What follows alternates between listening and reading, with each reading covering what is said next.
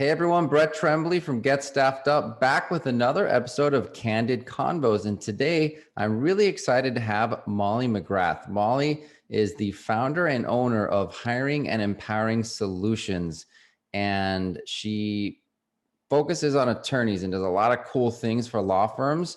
And I'm really excited to speak with her today because we met and we really hit it off, and we have complementary businesses and services. And what Molly does is a lot of times what people ask if we do, and we simply don't. And so I'm very happy to have Molly talk to us today. So Molly, tell us more about you and your business and how you help people. Yeah, thank you for having me. I'm so excited to be here today. I've been in business and since the late 90s, working, like you said, with small solo law practice specifically. We don't work with big firm. We like to be really connected to the heartbeat of the business. And we do staffing services, like you said, from anywhere from by and large paralegals, associate attorneys, marketing coordinators, things of that nature. And what makes us really unique is we also couple that with the consulting side of things to help law firms. They hire someone, but we want to set the candidate and the law firm up for success to make sure they stick. So we also incorporate on their 90-day onboarding and consulting package where we handhold them of identifying their goals or KPIs, communication styles, all that stuff. And it's really a very, very successful model where most times attorneys will get ready to fire someone. We can always, with that coaching package included in there, we can typically create a turnaround for the firm. Very interesting. So, why do you focus on small law firms? I know that you said you like to be connected to the heartbeat, but do you find if a big law firm says, "Hey, I need 5 attorneys," but you're talking to the non-decision makers, or what is it about that process that you found? And by the way, in business, you should find your demographic, which includes who you don't want to work with. So this is interesting to me.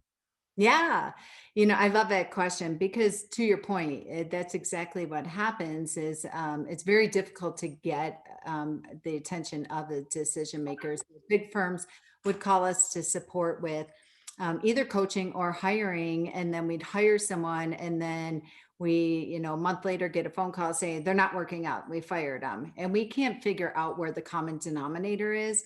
And we'll hear that they have a lot of turnaround, that it's just a revolving door. And a lot of times I feel like it's because, especially in this day and age, I have people leave law firms, big law firms, to go to small law firms because they want to be connected to the innovator. They want to be connected to the mission, vision, and values because people want to be part of something to make a difference by and large. They're the days of just collecting a paycheck and making the money when you're not connected to the value proposition. And like I said, the heartbeat of the business, then then you just have a job. And not many people, high professionals and type of people that I want to work with, just want to collect a paycheck. They really want to be connected to. So it's very difficult when in big firms, typically they have, and a lot of our firms have a PLA, they have a COO, CEO, things of that nature. But in the beginning of setting up the KPI, setting up the goals, setting up the objectives, I really want the check writer. I want the person that wants to be connected to the results that they want from their associate attorney, paralegal, marketing coordinator, what have you, because there seems to be a trickle down effect and a tremendous amount of communication ping pong. And so much, and why people fail or why people succeed is about communication and time and attention. And at the end of the day, we have to remember we're hiring human beings, not human doings. Yeah, I love so much about what you just said. You're speaking to me on multiple levels here, especially the last part where you said we're hiring human beings. That's true, especially in our world, which is virtual staffing. Like these are human beings behind the computer. They want to be treated well. They want to be part of a team, and we encourage our clients to do that. But the other thing you talked about was feeling a part of the mission. I still own and run a law firm. In Miami, we have 10 attorneys, and we're very mission driven. And so, we still have very competitive salaries for our attorneys, but we're selling, making a difference and having work-life balance, much more than big firms. And I think my experience, and I don't want to speak for everybody, and why I like what you do is because you don't just do what other recruiting firms do, right? And we've all dealt with the Robert Halves of the world, et cetera, which is like, oh, I got someone great for you. Oh, really? Why? Why is that someone great for me? Oh, well, because they've got, X, Y, and Z.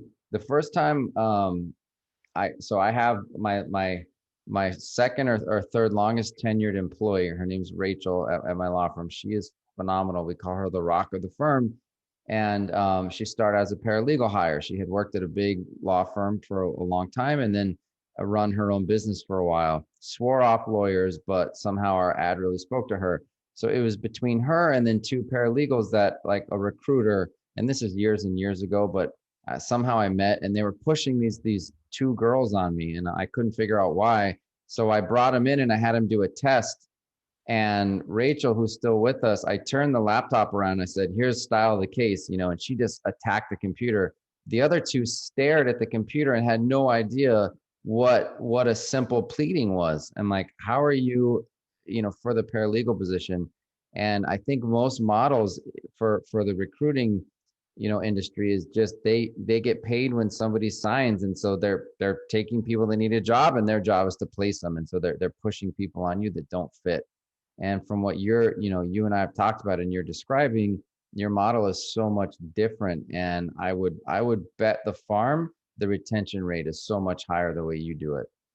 It is. And to your point, most recruiters get paid commission based on salary. And so my model is very much like yours, flat fee retained search. And I do that for multiple reasons. I never ever want the attorney to question why I'm pushing someone on them Yeah. because I'm going to get a bigger payout.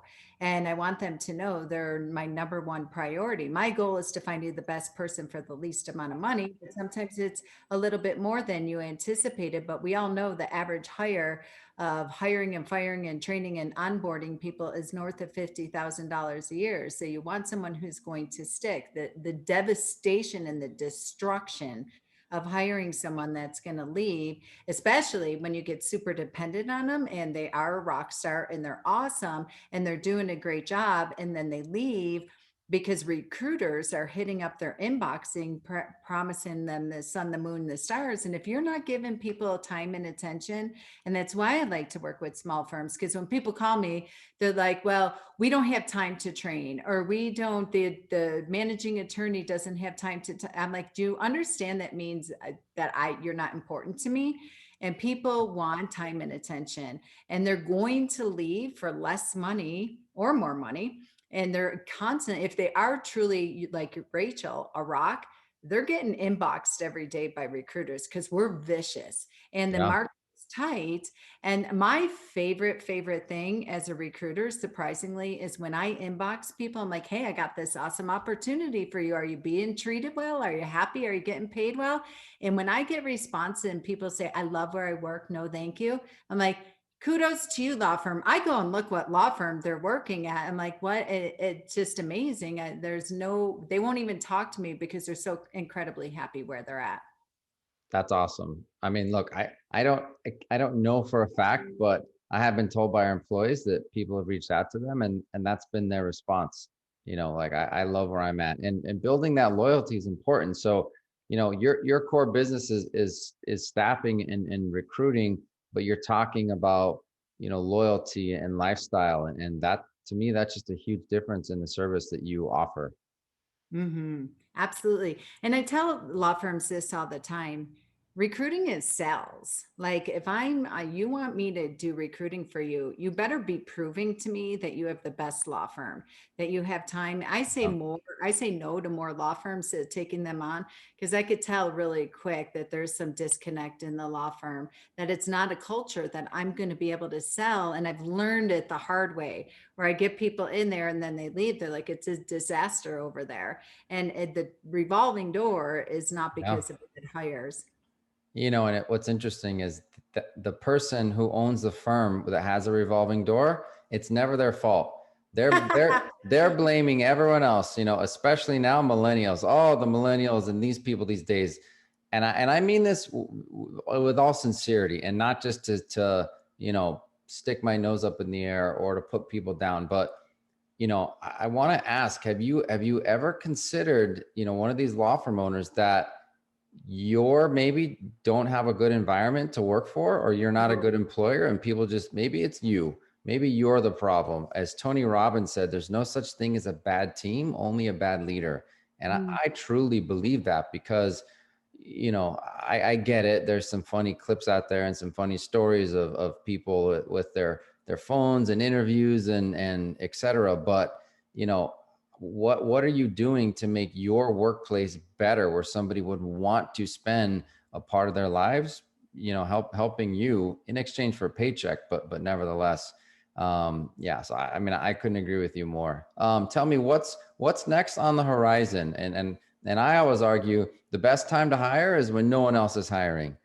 And coronavirus has been a very interesting, or created an interesting environment, because a lot of people have been laid off, and there's been furloughs, and maybe it made everything crazy for you. I don't know, but you tell us, what's it been like since March, and what's coming next on the horizon? Yeah, I love that question. So, in the legal space, COVID doesn't exist really. By and large, I'm not seeing people are like, oh, now's the time to hire because there's a lot of people that furloughed or shut down their practice or what have you. I'm really not seeing that. But what I am seeing is people taking a deep look at their personal lives, their work life balance, and looking at where they're spending their time. So, what's on the horizon right now is this is the time for law firms to really be innovative, to be visible, to getting their online presence, to be showing their team that they're not crumbling in a corner in a ball, because those are the people that call us. But the ones that are stepping up, and leaders are out front and up front, and the ones that are really huddling with their team, sharing the vision, and they are on a path of growth. They're in their own silo, and they're not paying attention to all the fear and drama and the widespread panic that's out Mhm. there. They're communicating to their teams that we are, difference makers, that we are very much, we're indestructible, so to speak, because we are constantly having team retreats. We're always talking about moving forward. We're talking about growing. And when you are having those conversations and including your team,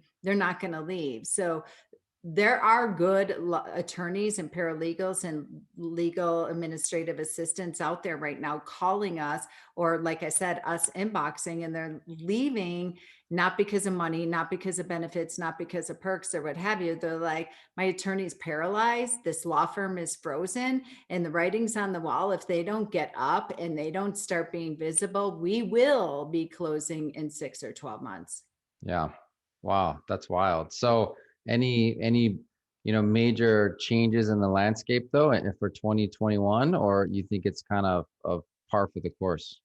I think it is an amazing opportunity. If you're thinking of hiring and you're thinking of growing, like, do it. You always hear in the business world, when you write a check, that's the greatest accountability for you to stop procrastinating and to deploy strategies.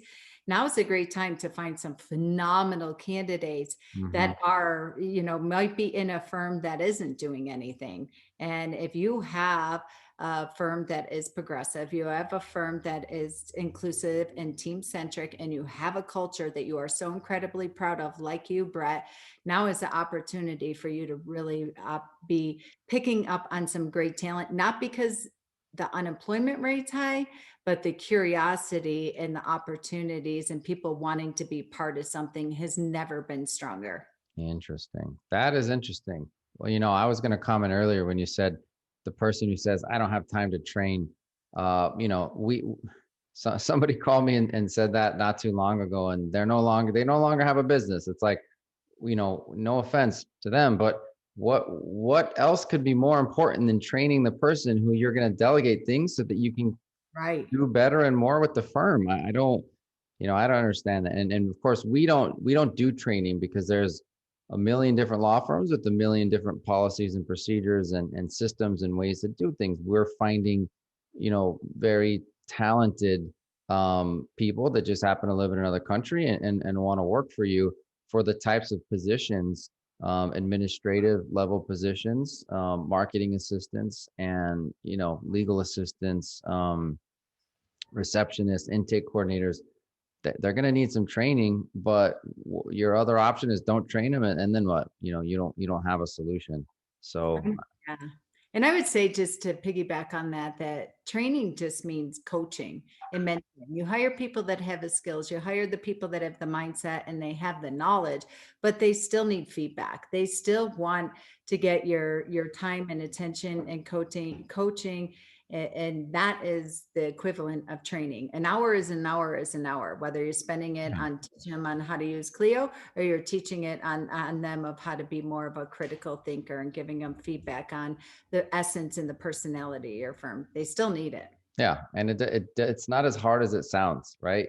Oh, Give instructions written, check back in a day or 2 days, give feedback, get better, and then add more and more in that sequence. So, well, listen, Molly, how do we contact you? Anyone that's interested in working with you? Again, this is a candid convo. There's no questions ahead of time. So thank you for your time today. But I really want to make sure that people know how to contact you because, again, your service is so unique and awesome and people really need it. yeah, thank you. So I think the best way is to go to our website, hiringandempowering.com. We have a podcast. You can subscribe there. We drop a new podcast every Tuesday. And you will also get subscribed to our blog every Thursday. We've been blogging since 2008 and always speaking into the voice and the listening of the attorney and their staff, and really supporting you all on how to really create entrepreneurs in an entrepreneur's world. Interesting. I love that. Well, Molly, thanks so much for joining us. Really enjoyed Oh, having you. thanks for having me. It was great. And thank you for all that you're doing in the legal space as well, Brett. Yeah, it's glad to be working with people like you. It's been a lot of fun. Yeah. All right, Molly. We'll talk to you again soon. Thank you so All much. right. Bye-bye. Thanks.